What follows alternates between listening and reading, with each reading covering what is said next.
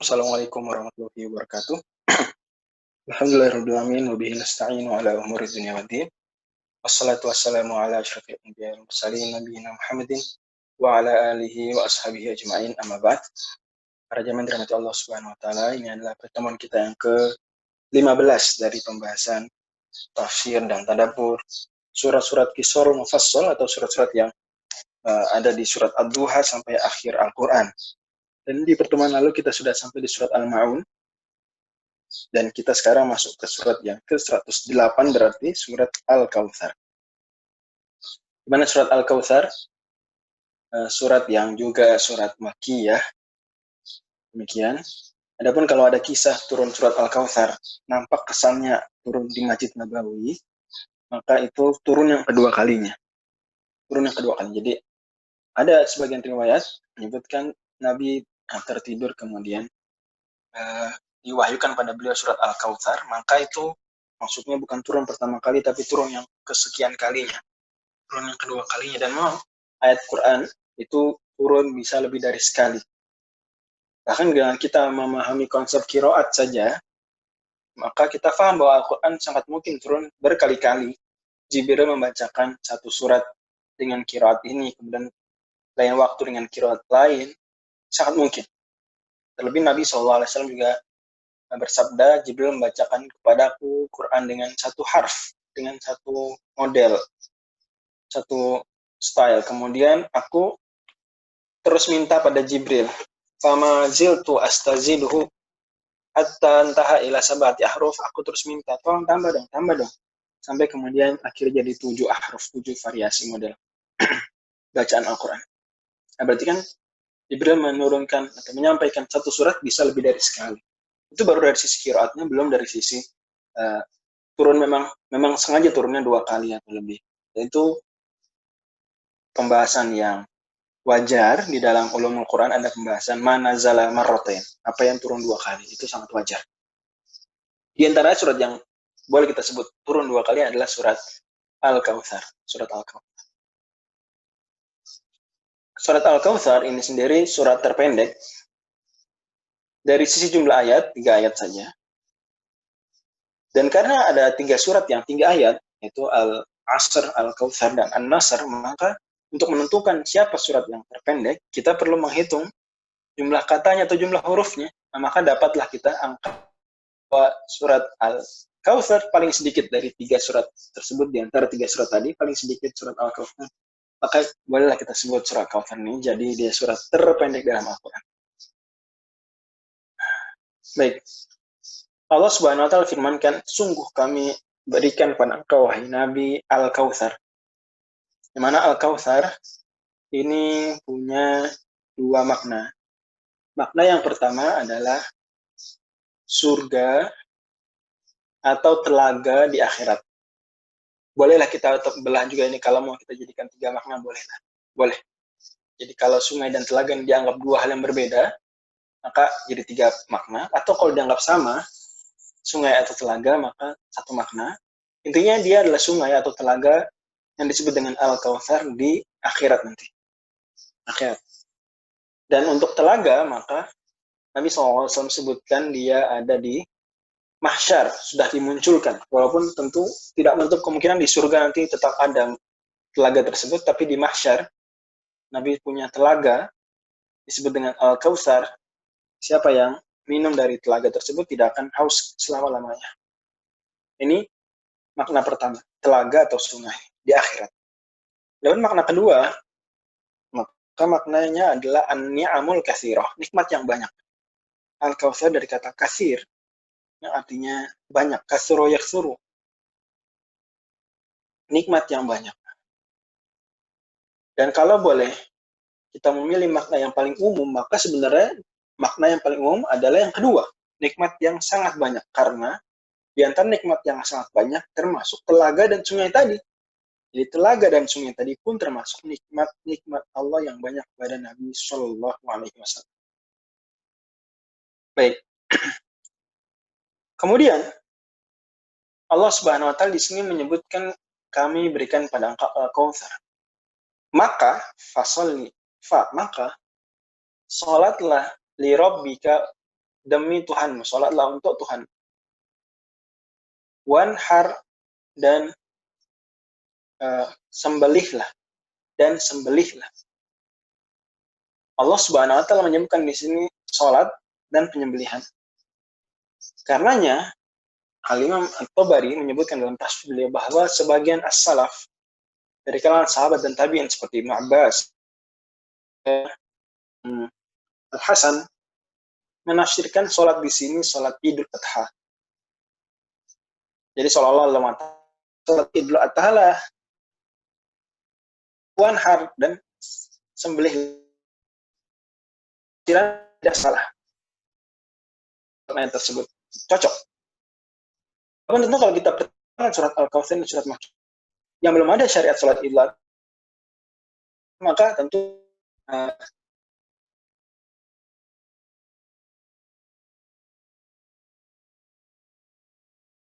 maka kalau kita sebut tafsiran tadi adalah tafsiran contoh, at-tafsir bil mithal, yaitu bahwa ada tafsiran yang lebih umum, gitu, sholatlah, penyembelihlah. Tapi kemudian di antara sholat adalah sholat Idul Adha, di antara menyembelih adalah kurban. Sama seperti tadi, Al-Kautsar nikmat yang banyak. Di antara nikmat yang banyak adalah sungai dan telaga di akhirat buat Nabi SAW. Jelas ya, clear ya. Ini begini banyak kasus dalam tafsir seperti itu. Dalam tafsir seringkali ada tafsir-tafsir yang dianggap beda ya, padahal sebenarnya tidak beda, mereka hanya memberikan contohnya masing-masing. Istilahnya tafsir bil mithal. Tafsir menafsirkan dengan memberi contoh. Dan kaidahnya seperti sudah disebutkan di awal sekali, berapa penafsiran tidak sama. Entah karena masing-masing semuanya adalah contoh ayat tersebut, atau karena yang satu lebih umum daripada yang lain, maka kesemuanya adalah tafsiran dari ayat tadi. Baik. Dan wanhar juga ada tafsiran lain, penting diketahui, bahwa wanhar di antara tafsirannya adalah meletakkan tangan di atas dada. Ini wanhar. Dan wanhar itu bisa di atas dada seperti ini. Bisa juga di bawah pusar. Dua-duanya wanhar. Artinya tangannya diletakkan di atas perut atau dada, bukan dilepas. Bukan dibiarkan seperti kita kalau sedang sami Allahu liman hamidah rabbana walakal hamd. Seperti itu. Ini salah satu tafsirnya wanhar, artinya letakkan tangan di atas dada. Dan ini lagi-lagi tidak bertentangan dengan tafsiran yang lain. Justru ini salah satu penafsiran wanhar. Inna syani'aka huwal abtar. Sungguh orang yang mencelamu, yang membencimu, yang menghinamu adalah orang yang terputus. Terputus dari keberkahan, terputus dari rahmat Allah, terputus keturunannya, terputus nama baiknya, terputus. Allah tidak sebut terputus apa, tapi berarti umum, terputus apapun. Dan ini kemudian mengingatkan kita pada sebab nuzul dari surat ini, di mana karena tadi sudah kita bilang surat ini turun 2 kali di Mekah dan di Madinah.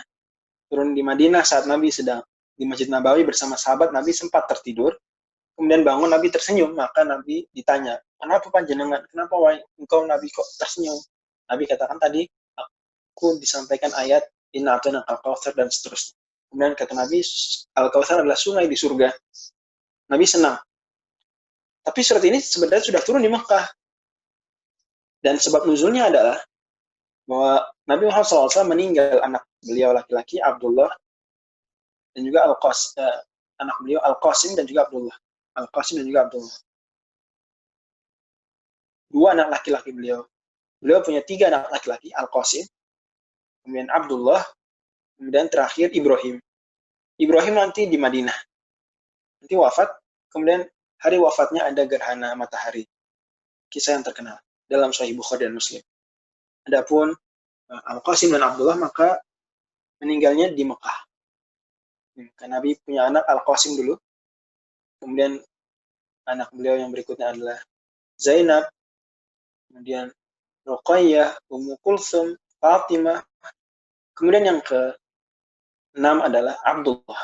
Abdullah meninggal, masih kecil. Maka kemudian berarti tinggal tersisa Nabi punya anak perempuan saja. Al-Qasim dulu anak pertama meninggal. Zainab terus hidup, Ruqayyah terus hidup, Ummu Kulsum terus hidup, Fatimah juga terus hidup, tapi Abdullah kecil meninggal. Maka orang-orang Quraisy menghina Nabi, dikatakan Muhammad Abtar. Si Muhammad terputus. Kenapa terputus? Karena orang Arab saat itu ya sama seperti kebanyakan peradaban dunia, menjadikan laki-laki sebagai tumpuan nasab. Atau kan nasab seseorang itu laki-lakinya, suaminya, ayahnya. Maka kalau ayahnya sudah nggak punya anak laki-laki, berarti sudah. Nanti anak-anak perempuannya akan nikah dengan laki-laki lain dan nanti cucunya akan ikut ke kabilah dari menantu-menantunya tersebut yang laki-laki. Contoh kalau Nabi Muhammad SAW Bani Hashim tidak punya lagi anak laki-laki, yang berarti kan anaknya perempuan.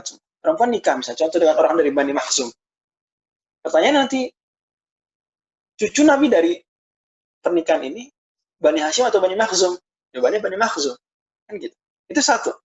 Terus nanti binnya udah nggak ke bin Muhammad lagi. Begitu, bin, udah lari ke selain Nabi Muhammad SAW. Karena bin itu harus laki-laki gitu. Ini barangkali mungkin juga di sebagian atau di banyak suku di Indonesia juga seperti itu, patokan nasab adalah laki-laki, suami, ayah. Baik, makanya Nabi Muhammad dituduh abtar, dihina abtar. Karena anak laki-laki meninggal, Qasim belum meninggal, sekarang Abdullah meninggal, yang tinggal anak perempuan doang, udah deh, dicela-cela. Maka kemudian turun surat ini menghibur, bahwa enggak kok, Allah kasih nikmat kamu banyak. Kamu dikasih ujian meninggalan laki-laki kecil itu. Nikmat Allah ke kamu jauh lebih banyak. Udah gitu kamu sebenarnya nggak terputus, nggak abtar. Justru yang mencela kamu tuh yang abtar. Kamu nggak abtar. Kalau kata mereka, nasab kamu hilang. Enggak kok, sampai sekarang kita hari ini saja. Nggak usah jauh-jauh, hari ini kita kenal konsep namanya Ahlul Bait. Kita menghormati Ahlul Bait, mencintai mereka sebagaimana keyakinan Ahlus Sunnah wal Jamaah. Ahlul Bait itu apa? Keturunan Rasul SAW. Nah, kita hari ini kenal dengan para habaib, kita mencintai mereka, menghormati mereka, karena mereka keturunan Rasulullah. Loh, berarti kan nasab Nabi nggak terputus, keturunan Rasulullah terus. Makanya ketika sudah sampai nasabnya misalnya di Fatimah, misalnya sampai Hasan Husain bin Al Hasan, demi kehormatan, demi menjaga nasab Nabi juga penghargaan terhadap Rasul SAW, maka mereka tidak cukup mengatakan bin Ali bin Abi Thalib, tapi justru nasabnya bergeser. Putra Fatimah, putri Rasul SAW. Bin Fatimah, binti Rasulullah SAW. Sehingga nasab beliau tidak terputus. Sampai sekarang, pun nama baik beliau tidak terputus sampai sekarang. Bahkan nama paling banyak digunakan oleh seluruh orang di dunia adalah Muhammad. Itu nama paling banyak. Bahkan di negara-negara non-muslim. Di Inggris saja, nama paling populer adalah Muhammad. Belum lagi di Indonesia, belum lagi di India, Pakistan yang hampir semua nama depannya ada Muhammad. Muhammad fulan. Ya, di Asia Tenggara dan Asia Selatan, seperti itu, Muhammad fulan. Insya Allah. Termasuk di Timur Tengah, Muhammad saja misalnya, Muhammad bin. Banyak sekali. Sementara kalau kita lihat penghina Nabi, siapa misalnya? Abu Jahal, Abu Lahab, Al-As bin Wa'il, Al-Walid bin Mughirah, Al-Akhnas bin Syuraik, Umayyah bin Khalaf. Mana mereka? Mana? Gak ada yang berbangga saya keturunan Abu Jahal. Gak ada yang berbangga saya keturunan Al-Akhnas bin Syuraik. Bahkan dalam konteks sekuler saja, konteks tidak perlu bawa agama, sama, gak ada yang berbangga, gak ada yang bangga punya. Karena mereka bukan apa-apa pada kita. Ya. Bukan sesuatu yang istimewa dalam peradaban umat manusia. Berbeda dengan keturunan Nabi Muhammad SAW. Dan ini ayat ini turun di Makkah. Waktu itu Nabi masih tertindas. Kita tidak bicara sekarang. Nabi Muhammad Islam sudah berjaya. Alhamdulillah, insya Allah terus Allah jayakan. Ini pembahasan ayat ini turun nih saat Nabi Muhammad sedang terkucilkan, dihina. Umat Islam itu minoritas sekali di Makkah. Tapi Allah sebutkan ini. Dan terbukti. Artinya, kalau kita sekarang, kita agak terlalu berat untuk mengimani ayat ini. Tapi para sahabat saat ayat ini turun, wah, tidak mudah mengimani Nabi Muhammad ini tidak terputus. Nah, siapa yang membayangkan Islam akan ya? Tentu mereka mengimani ya secara iman. Tapi kalau kita ya lepaskan gitu, kita anggaplah ya udah nggak ada, kita anggap konsep bakunya saja, duniawinya, lihat aspek duniawinya saja. Ya. Maka kemungkinan dakwah Islam terus berlanjut itu kecil sekali. Ya. Cuma mereka kan terus dilandasi keimanan sehingga yakin Islam akan jaya. Yudhirahu ala dini kulli. Maka kemudian terbukti. Ini lagi-lagi Masya Allah ayat-ayat seperti ini menambah kita keimanan ya, bahwa Allah nggak bohong ketika janji. Allah nggak main-main. Hari ini kita banyak yang meragukan janji Allah. Kalau kita mulai ragu janji Allah, kita harus pertanyakan keimanan kita. Kita juga harus lihat ayat-ayat ini, banyak sekali di Quran ini ayat bicara tentang kejayaan Islam. Di saat turunnya itu Islam lagi ditindas. Kalau sekarang ditindas di sebagian wilayah saja, ditindas saudara kita, semoga Allah jaga, semoga Allah segera tolong di Palestina, di Rohingya, di Xinjiang, atau di tempat-tempat lain ada penindasan, sedikit atau banyak. Ya. Tapi kan di negara-negara lain, Indonesia, Arab Saudi, Mesir, umat Islam masih dalam kondisi yang baik, kurang lebih. Ya, secara umum, generally speaking, kondisi Masya Allah, luar biasa. Kita mungkin nggak kebayang ya. Tapi kalau dulu, benar-benar Islam cuma ya segitu, sedikit, cuma di Mekah, tertindas. Kalau mereka dibunuhin semua, selesai, nggak ada Islam lagi. Tapi Allah jaga, Allah motivasi. Itu mereka kuat sekali, berarti iman luar biasa dahsyat. Luar biasa dahsyat. Mereka yakin janji Allah benar, dan benar terbukti janji Allah. Dan kita pun sampai sekarang, kita berdoa pada Allah agar iman kita terus meyakini janji-janji Allah.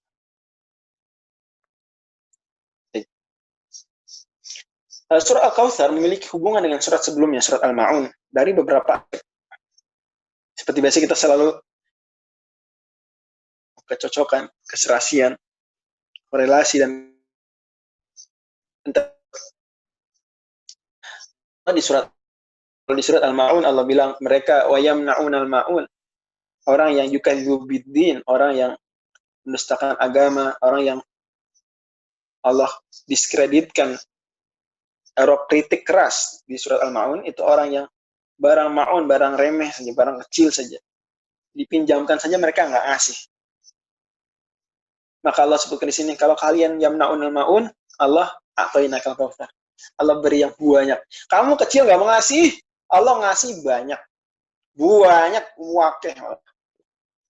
Ini kan hubungan jelas ya. Hubungan paradoks kita boleh sebut. Masya Allah. Kemudian juga di surat Al-Ma'un, Allah Subhanahu wa Ta'ala sebut tentang orang yang sholatnya lalai. Orang yang sholatnya dicelakakan. Maka Allah sebut di sini, kamu sholat jangan gitu. Fasholli li rabbika wa sholatlah lillah ta'ala li rabbika. Kamu ini juga sholat, berarti sholat ketika diperintah, sholat yang serius, sholat yang tepat waktu, bukan sholat yang sahun, sholat yang wailun lil musallin. Juga Allah bilang di surat Al-Ma'un, alladzina hum yura'un, mereka riya. Maka Allah bilang di sini, fasholli li rabbika, ikhlas untuk Tuhan, tidak riya. Oh, berarti kan hubungan kontradiktif antara surat Al-Ma'un dan Al-Kautsar.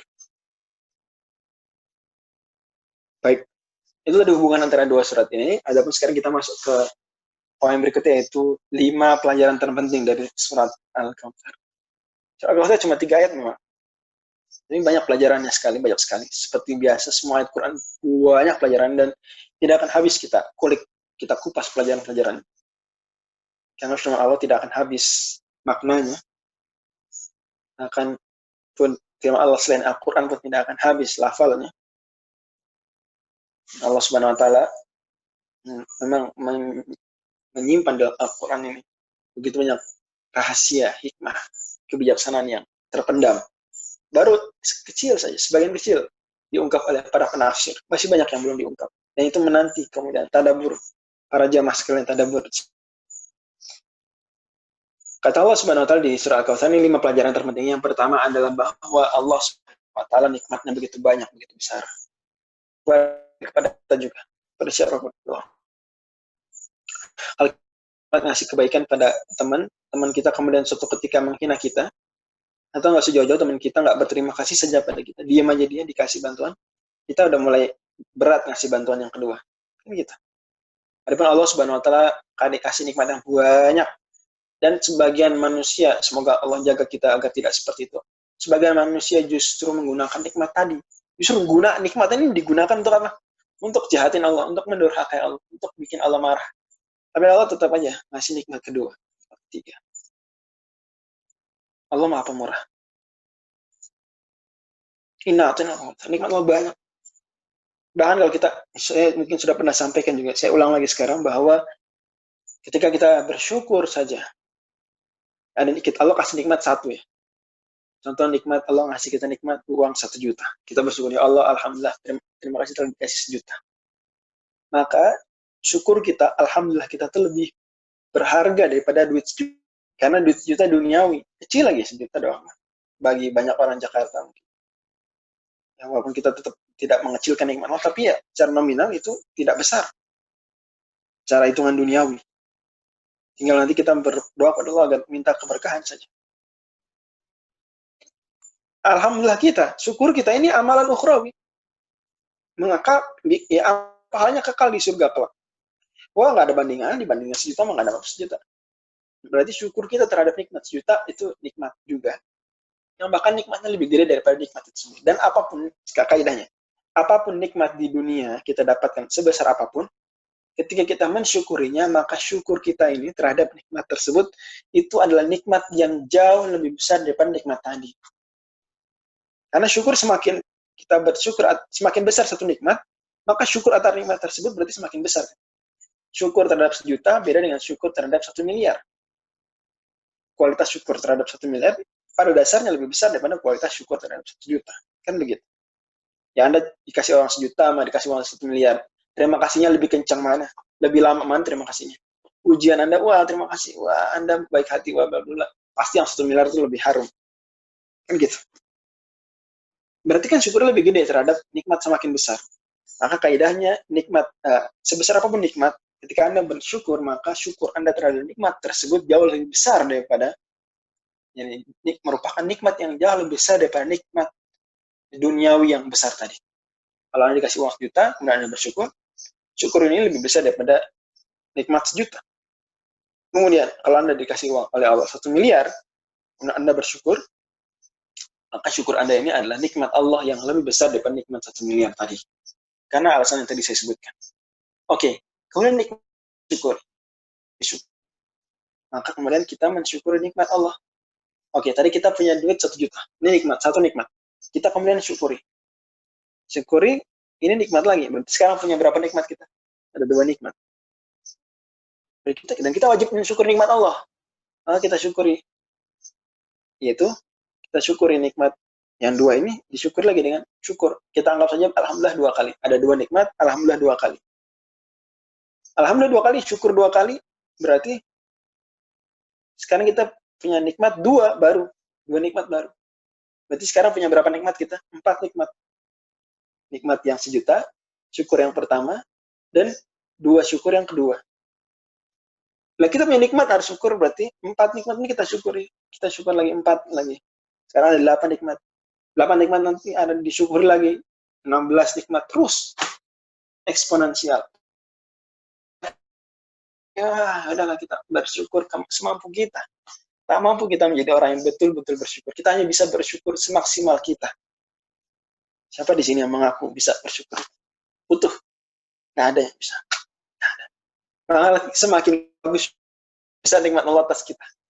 Jadi semakin dahsyat syukur kita, lah itu nikmat Allah. Karena kan betapa banyak orang mau bersyukur, nggak Allah beri mudah untuk bersyukur. Ada orang mau bersyukur, tidak Allah beri kemudahan untuk bersyukur.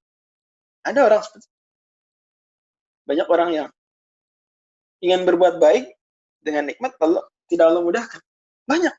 Maka Allah mudahkan syukur, ibadah itu walaupun sederhana syukur itu adalah nikmat besar yang berikutnya. Yang malah nggak ada bandingan, itu susah dibandingkan dengan nikmat dunia. Dunia nggak ada apa-apanya. Baik. Itu belajar yang pertama. Pelajaran yang kedua adalah bahwa nikmat semuanya berasal dari Allah. Karena kata Allah, inna a'toina. Allah ulang 2 kali. Sungguh kami telah beri nikmat. Sebenarnya kalau Allah bilang a'toina, cukup, kami telah beri. Sudah ada kaminya, tapi Allah mau menegaskan, inna sungguhnya kami telah beri. Berarti 2 kali. Kami. Terus Allah ungkapkan fasal li rabbika, Rabbmu. Itu penegasan bahwa nikmat semua pada akhirnya dari Allah Subhanahu wa taala.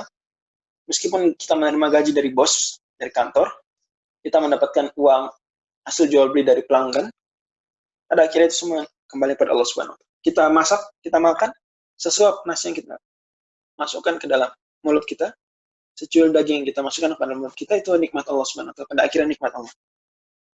Cuma memang Anda jangan bayangkan nih, konsep yang sering saya ulang-ulang. Jangan dibayangkan baru nikmat Allah itu kalau Allah lempar dari langit, turun dari langit ayam, Anda makan langsung, baru nikmat Allah. Enggak gitu. Bahkan hal-hal yang Anda beli sendiri di toko, Anda hasil ya kerja Anda, kemudian Anda dapat uang, kemudian uangnya Anda gunakan membeli, kemudian Anda masak di rumah, Anda olah, kemudian Anda hidangkan, Anda makan. Anda jangan pikir itu semua adalah bukan karena nikmat Allah. Enggak, itu semua nikmat Allah pada akhirnya. Malah semakin nampak nikmat Allah itu ketika dengan rangkaian yang tadi. Ya, dari ikan, nelayan kemudian ke pembeli, distributor atau pabrik kemudian mau naruh di pabrik, diolah jadi sarden ke agen ke distributor ke penjual kecil, kita beli dari dia sarden, kemudian sarden kita masak, kita hidangkan, kita makan. Banyak proses. Itu bukankah proses tadi ada nikmat Allah juga? Bukankah dimudahkannya nelayan, dimudahkannya pabrik, dimudahkannya agen, distributor, pedagang kecil, sampai kita dimudahkan masak, itu semua bukan kenikmat Allah. Maka jangan pernah kemudian melupakan peran Allah dalam setiap kenikmatan kita, meskipun kita nggak lihat langsung itu turun dari langit dilempar. Nah itu sebenarnya konsep yang keliru, karena Allah ketika menakdirkan segala sesuatu, itu Allah takdirkan dengan sebabnya. Ya Allah bisa turunkan dari langit, mungkin. Tapi sunatullah pada dasarnya adalah Allah takdirkan segala sesuatu dengan proses. Allah beri kita anak, ya prosesnya kita tahu bagaimana caranya. Itu tetap Allah yang ngasih kita anak, bukan kita kemudian menciptakan anak, bukan. Itu nikmat Allah. Meskipun proses kita tahu dia adalah respirasi dari air di laut, air di permukaan bumi dan semisalnya.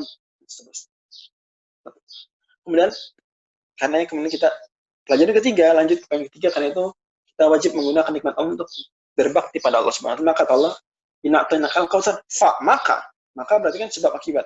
Karena kamu telah diberi nikmat oleh Allah, dan Allah saja yang ngasih nikmat, bukan siapapun. Maka sholat dong, fasoli, maka sholat dong. Nikmat tadi dipakai untuk sholat, dipakai untuk nyembelih. Sholat nyembelih juga ini ibadah. Akan bagaimanapun dia butuh sedikit kekayaan. Kambing lumayan 2,5 juta misalnya. Ada dikasih duit sama Allah, nyembelih dong. Gitu. Kurang lebih gitu gambaran. Kamu udah dikasih nikmat sehat sama Allah, sholat dong. Kan gitu. Jadi pelajaran ketiga, kita harus gunakan nikmat untuk ibadah, untuk ketaatan pada Allah. Dan ibadah untuk makna yang luas. Intinya nikmat jangan dipakai untuk hal yang haram. Lebih syukur-syukur untuk ketaatan. Itu minimal standarnya. Jangan sampai untuk haram, itu minimal banget. Kemudian pelajaran keempat adalah bahwa